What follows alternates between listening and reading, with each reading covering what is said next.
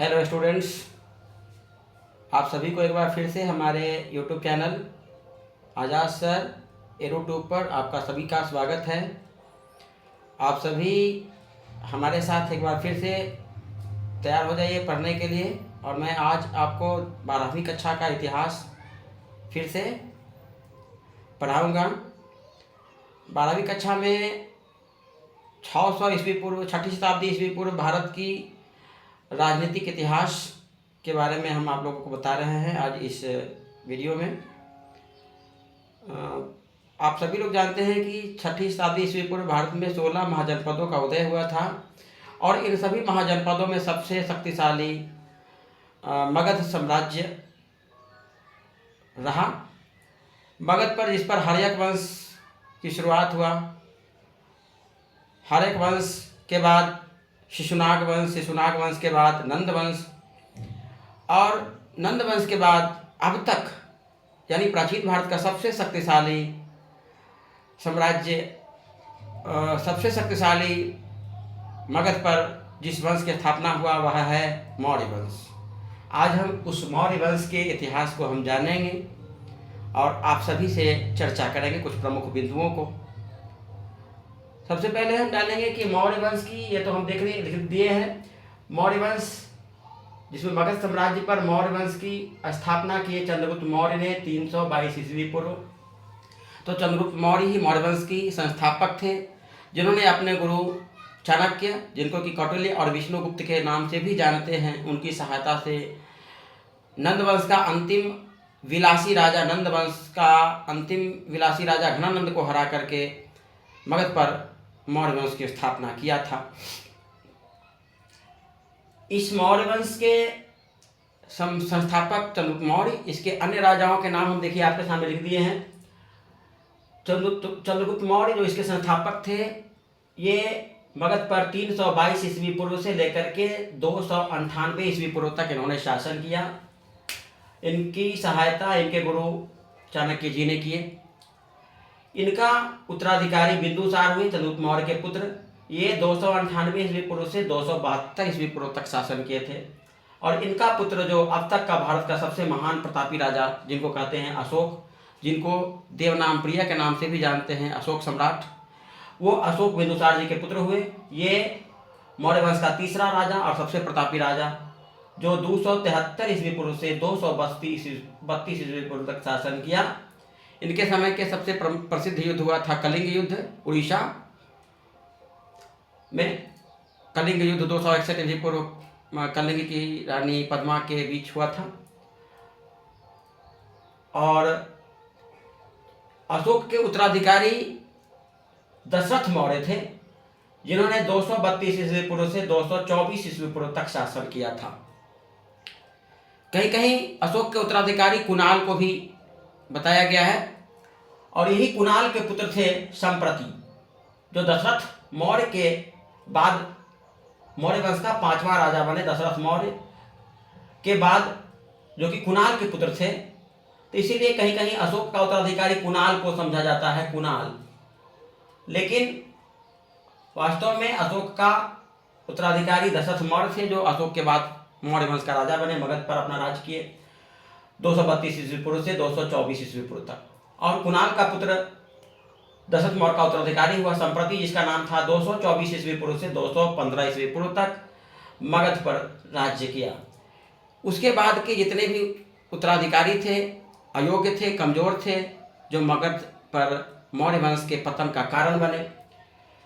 संप्रति के अन्य उत्तराधिकारी कालीशुक मौर्य, देववर्मन मौर्य, शतधवन मौर्य, और मौर्य वंश का सबसे अंतिम राजा जो था बृहद्रथ था। बृहद्रथ, जिसकी हत्या उसके ब्राह्मण मंत्री पुष्यमित्र शुंग ने किया और भारत पर मगध पर शुंग वंश की स्थापना किया। ये बृहद्रथ 187 ईस्वी पूर्व से 185 ईस्वी पूर्व तक, देखिए वीडियो को आप पुश कीजिए, जूम कीजिए और अपने नोटबुक पर नोट भी कीजिए। मैं बार बार कहता हूँ, वीडियो में बताता हूँ कि जब भी आप वीडियो देखना शुरू कीजिए मेरा, तो अपने नोटबुक्स एंड पेन्स ले लीजिए और देखिए। वीडियो अक्षर छोटा है तो इसको जूम करके देखिए। मौर्य वंश का अंतिम राजा बृहद्रथ, जिन्होंने 187 ईस्वी पूर्व से लेकर के 185 ईस्वी पूर्व तक शासन किया, और इनकी हत्या इनके मंत्री पुष्यमित्र शुंग के द्वारा किया गया और भारत मगध पर शुंग वंश की स्थापना किया गया। अब हम देखेंगे अब इनका विस्तार से। मगध पर जो मौर्य वंश की स्थापना हुआ, तो मौर्य वंश के बारे में अभी तो हम पढ़ा रहे हैं, हम कहाँ से जाने। यानी यदि हमको विस्तार से यदि अध्ययन करना हो, जानकारी हासिल करना हो, तो इसके मौर्य वंश के जानकारी के कई स्रोत हैं, जिनमें प्रमुख है पुरातात्विक स्रोत, साहित्य, अभिलेख और विदेशियों का यात्रा वृत्तांत। इन सभी को पढ़ करके हम मौर्य वंश के बारे में जानकारी हासिल करते हैं। सबसे पहले मैं आपको कुछ साहित्यिक स्रोतों के नाम बताऊंगा, जिनमें मौर्य वंश के राजनीतिक, सामाजिक इत्यादि दशाओं का वर्णन किया गया है, इतिहास का। तो हम उन साहित्यिक स्रोतों को जानेंगे। साहित्यिक स्रोतों में प्रमुख है कौटिल्य द्वारा रचित, जिनको विष्णुगुप्त और चाणक्य के नाम से भी जानते हैं, उनके द्वारा रचित अर्थशास्त्र। मौर्य वंश के इतिहास की जानकारी का सबसे प्रमुख स्रोत अर्थशास्त्र है, जो कि कौटिल्य द्वारा रचित है। यहाँ पर लिखे हैं, देखिए, अर्थशास्त्र किनके द्वारा रखा गया है? कौटिल्य के द्वारा। साथ साथ मुद्रा राक्षस, जो विशाख दत्त द्वारा रचित पुस्तक है, इसमें भी मौर्य वंश, खास करके चंद्रगुप्त मौर्य के जीवन वृत्ति का उल्लेख किया गया है। कथा सरित सागर एक प्रसिद्ध पुस्तक है, जिसकी रचना सोमदेव ने किया था। इसमें भी हम मौर्य वंश के बारे में जानकारी हासिल कर सकते हैं। बृहद कथा मंजरी प्रसिद्ध पुस्तक है, जिनकी रचना क्षेमेंद्र ने की। और महाभाष्य पातंजलि द्वारा रचित पुस्तक है, जिसमें हम मौर्य वंश के बारे में जानकारी हासिल कर सकते हैं इन पुस्तकों को पढ़ करके। कुछ प्रसिद्ध बौद्ध धर्म ग्रंथ हैं, जिनमें मौर्य वंश के इतिहास, मौर्य वंश की जानकारी दी गई है। बौद्ध ग्रंथों में दीपवंश, महाबोधि वंश और दिव्यावदानम। दीपवंश, महाबोधि वंश और दिव्यावदानम प्रसिद्ध बौद्ध धर्म पुस्तक है, धर्म ग्रंथ है, जिसमें मौर्य वंश से संबंधित इतिहास का वर्णन किया गया है। साथ ही साथ कुछ जैन ग्रंथ भी हैं, जिससे पढ़ करके मौर्य वंश के बारे में जानकारी हासिल करेंगे। वो जैन ग्रंथ में प्रसिद्ध है कल्पसूत्र और परिशिष्ट पर्वन। कल्पसूत्र और परिशिष्ट पर्वन, जिसकी रचना भद्रबाहु द्वारा किया गया था, ये प्रसिद्ध जैन पुस्तक है, जैन धर्मावलंबियों से संबंधित पुस्तक है। इसमें भी आप देख सकते हैं, मौर्य वंश की जानकारी प्राप्त कर सकते हैं। मौर्य वंश के प्रशासन के बारे में यदि सबसे ज़्यादा जानकारी यदि हमें प्राप्त होती है, तो कौटिल्य द्वारा रचित अर्थशास्त्र, जिसमें मौर्य के प्रशासन के अतिरिक्त चंद्रगुप्त मौर्य के व्यक्तित्व पर भी प्रकाश डाला गया है। ये तो साहित्यिक स्रोत हो गया। अब विदेशी यात्रियों का यात्रा वृत्तांत। विदेशी यात्रियों में Strabo, Diodorus, Pliny, Arrian, Justice, Plutarch, Nearchus इत्यादि, अरिस्टोबुलस इत्यादि प्रसिद्ध विदेशी यात्री, यूनानी लेखक, जो भारत की यात्रा किए और यात्रा वृत्तांत को लिखे, जिसको पढ़ करके हमें मौर्य वंश के इतिहास की जानकारी प्राप्त होती है। सबसे पहले विलियम जोन्स ने सैंड्रो कोट्स को मौर्य से समरूपता स्थापित किया था। विलियम जोन्स ने मौर्य की तुलना सैंड्रो कोट्स से किया था। पुरातात्विक स्रोत यदि देखा जाए, जो खुदाई से जो स्थल प्राप्त होते हैं, उनसे भी हमें मौर्य वंश की इतिहास की जानकारी प्राप्त होती है। कुम्हरार पटना का प्रसिद्ध स्थल है, पुरातात्विक स्थल है। कुम्हरार, बुलंदीबाग, पटना के और भी प्रसिद्ध पुरातात्विक स्रोत हैं, खुदाई से प्राप्त हुए हैं। वहाँ से हमें जो अवशेष प्राप्त हुए हैं, उससे मौर्य वंश के इतिहास की जानकारी प्राप्त होती है। और मौर्य वंश के इतिहास, मौर्य वंश की जानकारी प्राप्त करने का जो सबसे प्रमुख जो स्रोत है, वो है अशोक का शिलालेख। अशोक ने बौद्ध धर्म के प्रचार प्रसार करने के हेतु और अपने राज्यपाठ के विभिन्न नियमों को उल्लेख करने हेतु कई शिलालेखों का वर्णन किया, जिसमें 14 शिलालेख और 7 स्तंभ लेख प्रमुख थे। उन शिलालेखों और स्तंभ लेखों को पढ़ने से हमें मौर्य वंश की इतिहास की जानकारी प्राप्त होगी। हम आपको मौर्य वंश के शिलालेख, अशोक के शिलालेखों को भी हम विस्तार से हम बताएंगे। 14 शिलालेख में कौन शिलालेख कहाँ है और उसमें किस चीज़ों का उल्लेख किया गया है, इन सभी का हम वर्णन करेंगे आपके सामने, आप उससे रूबरू होंगे। अब हम जानते हैं कि अशोक के शिलालेख को सबसे पहले पढ़ा था किसने? अशोक के शिलालेख जो कि मौर्य वंश के इतिहास की जानकारी का प्रमुख स्रोत है, इसको सबसे पहले 1837 ईस्वी में जेम्स प्रिंसेप ने पढ़ा था। बहुत इंपॉर्टेंट प्रश्न। अशोक के शिलालेख का पढ़ने का कार्य सबसे पहले जेम्स प्रिंसेप ने किया। 1837 ईस्वी में उनको अभिलेखों को पढ़ने में सफलता मिला। हालांकि अशोक के जो नाम देवनाम प्रिय शिलालेखों में जो व्यक्त किया गया है, उनको ये जेम्स प्रिंसेप महोदय ने सिंघल यानी श्रीलंका के राजा तिष से किया है। यानी देवनाम प्रिय को जेम्स प्रिंसेप ने कहे कि ये श्रीलंका के जो प्रतापी राजा थे, वो जो कि अशोक के समकालीन थे, श्रीलंका के राजा तिष, उनको ही देवनाम प्रिय बताया है। बाद में चल करके 1915 ईस्वी में जो मास्की का अभिलेख है, मास्की अभिलेख में उन्होंने बताया कि अशोक उनका नाम है। यानी अशोक के नाम का उल्लेख मास्की अभिलेख में किया गया है, जिसको कि अशोक जेम्स प्रिंसेप ने भी बताया। अब हम देखते हैं मौर्य वंश का कैसे कैसे स्थापना हुआ। 326 ईस्वी पूर्व आप जानते थे कि भारत पर सिकंदर, यूनानी राजा सिकंदर ने आक्रमण किया था। सिकंदर के आक्रमण से भारत में एक प्रकार से राजनीतिक अस्थिरता उत्पन्न हो गई थी, और उस दौरान भारत में मगध पर नंद वंश का राज्य था, और नंद वंश का तत्कालीन राजा जो था घनानंद था, जो कि एक अभिलाषी और अयोग्य प्रकृति का राजा था। वो अपने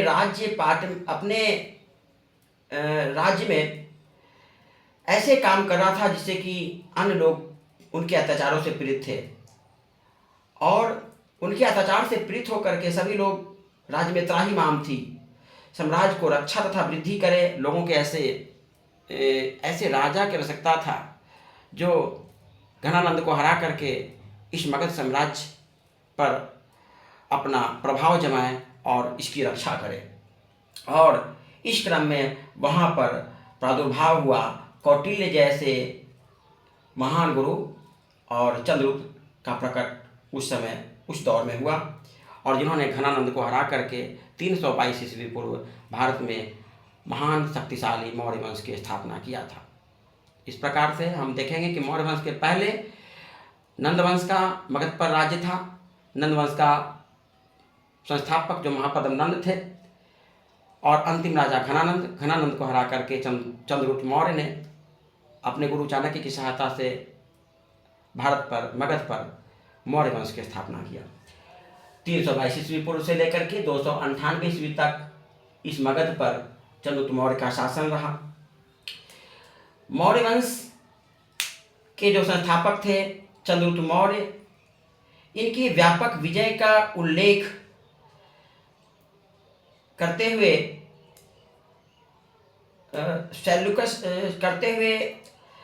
महान यूनानी लेखक जस्टिन ने कहा था कि चंद्रगुप्त मौर्य ने अपनी 6 लाख सेना लेकर के पूरे भारत को रौंद डाला था। चंद्रगुप्त मौर्य का दूसरा जो युद्ध हुआ था 305 ईस्वी पूर्व सेल्यूकस निकेटर के साथ हुआ था। यूनानी शासक सेल्यूकस निकेटर के साथ 305 ईस्वी पूर्व, यहाँ पर देखिए हम उल्लेख किए हैं 305 ईस्वी पूर्व सेल्यूकस निकेटर जो कि यूनान के राजा थे, उसके साथ चंद्रगुप्त मौर्य का युद्ध हुआ, और इस युद्ध में भी चंद्रगुप्त मौर्य की विजय हुआ और सेल्यूकस निकेटर का बुरी तरह से हार हुआ। और इस युद्ध के बाद संधि हो जाने के पश्चात सेल्यूकस निकेटर ने चंद्रगुप्त मौर्य से 500 हाथी लेकर के बदले में अपना राज्य अफगानिस्तान, बालूचिस्तान और सिंधु नदी के पश्चिमी क्षेत्र को चंद्रगुप्त मौर्य को दे दिया, और बदले में साथ ही साथ अपनी पुत्री का विवाह भी चंद्रगुप्त मौर्य से करवा दिया था, और साथ ही साथ अपना राजदूत जो था मेगास्थनीज, उसको चंद्रगुप्त मौर्य के दरबार में भेजा। मेगास्थनीज जो कि प्रसिद्ध एक लेखक राजदूत सेल्यूकस का था, जिनकी प्रसिद्ध पुस्तक इंडिका, जिसमें भी आप मौर्य वंश के बारे में जानकारी हासिल कर सकते हैं। मेगास्थनीज द्वारा रचित पुस्तक इंडिका प्रसिद्ध पुस्तक है।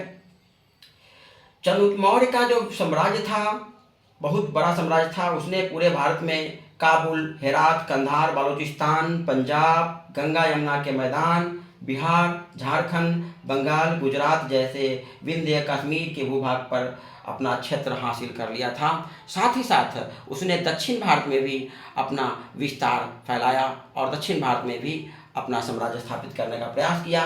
तमिल ग्रंथ प्रसिद्ध पुस्तक है अहनानूर और पुरनानूर। तमिल भाषा की प्रसिद्ध पुस्तक अहनानूर और पुरनानूर में भी ऐसा विदित होता है कि चंद्रगुप्त मौर्य ने दक्षिण भारत पर आक्रमण करके और दक्षिण भारत के कुछ क्षेत्रों को भी जीतने का काम किया था। अंततः वृद्धावस्था में चंद्रगुप्त मौर्य ने भद्रबाहु से जैन धर्म का दीक्षा ग्रहण किया, यानी उनके गुरु भद्रबाहु, जिनका पुस्तक अभी हम बताए थे कल्पसूत्र और परिशिष्ट पर्वन है। इन्हीं पुस्तक के रचनाकार भद्रबाहु से चंद्रगुप्त मौर्य ने जैन धर्म का दीक्षा ग्रहण किया और अंततः उन्होंने श्रवण बेलागोला, जो कि मैसूर में स्थित है, वहाँ 298 ईस्वी पूर्व उन्होंने उपवास रखते हुए अपना शरीर का त्याग किया। इस तरह से चंद्रगुप्त मौर्य का अंत हुआ। उनके उत्तराधिकारी बिंदुसार हुए, जो 298 ईस्वी पूर्व से 272 ईस्वी पूर्व तक मगध पर राज्य किया। बिंदुसार को यूनानी लेखक अमिचेट्स कहते हैं, यानी बिंदुसार को मुख्यतः 3 नामों के से जानते हैं हम लोग। यूनानी लेखक ने इनको अमित्रचेटस कहा है। वायु पुराण में बिंदुसार को भद्रसार भी कहा गया है। तो साथ ही साथ जैन धर्म ग्रंथ में बिंदुसार को सिंहसेन के नाम से विभूषित किया गया है, सिंहसेन कहा गया है। दिव्यावदान पुस्तक के अनुसार बिंदुसार के शासनकाल में गृह विद्रोह हुआ था तक्षशिला में 2 बार विद्रोह हुआ, जिस विद्रोह को दमन करने के लिए बिंदुसार ने पहली बार अपने पुत्र अशोक को तथा दूसरी बार सुसीम को भेजा था। बिंदुसार के राज दरबार में यूनानी शासक एंटियोकस प्रथम का जो राजदूत आया था, डायमेकस एंटियोकस प्रथम यूनानी राजा एंटियोकस प्रथम का राजदूत था, उसके दरबार में आया था, जिससे बिंदुसार ने 3 चीज़ों की मांग किया था। यूनानी लेखक के अनुसार बिंदुसार ने जो एंटियोकस को पत्र लिख करके डायमेकस के माध्यम से जो मांग किया था, वो 3 चीज़ें थी: मीठी शराब, सूखे अंजीर और एक दार्शनिक। बहुत इंपॉर्टेंट पुस्तक। एंटियोकस प्रथम जो यूनान के राजा थे, उनका राजदूत बिंदुसार के दरबार में आया था डायमेकस, उनके द्वारा उन्होंने 3 चीज़ों की मांग की थी। क्या क्या? मीठी शराब, सूखे अंजीर और एक दार्शनिक की मांग की थी। इन्हीं के राज्य में मिस्र के नरेश फिलाडेल्फस का राजदूत डायोनिसियस बिंदुसार के दरबार में आया था। इस तरह से बिंदुसार के बाद उनका उत्तराधिकारी अशोक, सम्राट अशोक, जो कि भारत का एक सबसे प्रतापी राजा में से जाने जाते हैं। सम्राट अशोक को देवनामप्रिया के नाम से भी जानते हैं और प्रियदर्शी के भी नाम से जानते हैं, प्रियदर्शी। ये इनके राज्याभिषेक कब हुआ था? 273 ईस्वी पूर्व। हालांकि ये बिंदुसार के अनिच्छा से ये मगध पर राज्य किए थे। बिंदुसार को ऐसा इच्छा नहीं था कि अशोक राजा बने, लेकिन उनके इच्छा के विरुद्ध अशोक मगध का राजा बने और 273 ईस्वी पूर्व से 232 ईस्वी पूर्व तक लगभग 50 वर्षों तक ये शासन किए। बिंदुसार के उत्तराधिकारी अशोक ने साम्राज्य का विस्तार कश्मीर से लेकर के अफगानिस्तान तक और दक्षिण में कलिंग तक किया, यानी इनके समय में मगध का विस्तार सबसे अधिक अब तक था। इनके समय में इनके राज्याभिषेक के 8वें वर्ष बाद 261 ईस्वी पूर्व भारत का एक महान युद्ध कलिंग युद्ध के नाम से जिनको जाना जाता है, उस पर कलिंग पर इन्होंने आक्रमण किया। इस कलिंग युद्ध में व्यापक रक्तपात हुआ। इसमें लगभग 1 लाख लोग मारे गए और लगभग 1,50,000 1.5 लाख लोग को इन्होंने बंदी बना लिया। लेकिन इस भयंकर रक्तपात से ये विचलित हो गए और इन्होंने प्रण किया कि अब भविष्य में हम युद्ध नहीं करेंगे, और इन्होंने युद्ध नीति और शस्त्र त्याग करने की घोषणा किया, जिसका उल्लेख अशोक के 13वें शिलालेख में भी किया गया है। और इन्होंने एक नया धम्म के अपना लिया, जिसको अशोक का धम्म कहते हैं। ठीक है। और अशोक के धम्म का उल्लेख और अशोक के सभी शिलालेखों का उल्लेख हम आपको अगले वीडियो में हम करेंगे। उसके बाद इनका अंतिम राजा जो था बृहदरथ, पहले भी बताया आपको, बृहदरथ की हत्या करके पुष्यमित्र शुंग ने, जो इनके मंत्री थे, उन्होंने शुंग वंश की स्थापना किया। इस तरह से मगध पर मौर्य वंश की शासन का अंत होता है। आज की वीडियो में इतना ही। आपको अगला वीडियो में हम आपको बताएंगे अशोक का धम्म और अशोक के विभिन्न शिलालेखों का वर्णन हम बताएंगे। विभिन्न शिलालेख में कौन शिलालेख कहाँ है, इसकी व्याख्या हम आपके साथ अगले वीडियो में चर्चा करेंगे। आप अभी तक मेरा वीडियो को अभी तक सब्सक्राइब नहीं किए हैं तो जल्दी से बेल बटन दबा लीजिए ताकि अगला वीडियो आपको स्वतः मिल जाए और इस प्रकार के वीडियो आपको मिलते रहे। इसके लिए जल्द से जल्द फिर से एक बार सब्सक्राइब कीजिए चैनल को, और वीडियो कैसा लगा इसके लिए व्यू करें, कमेंट करें। जय हिंद, गुड बाय।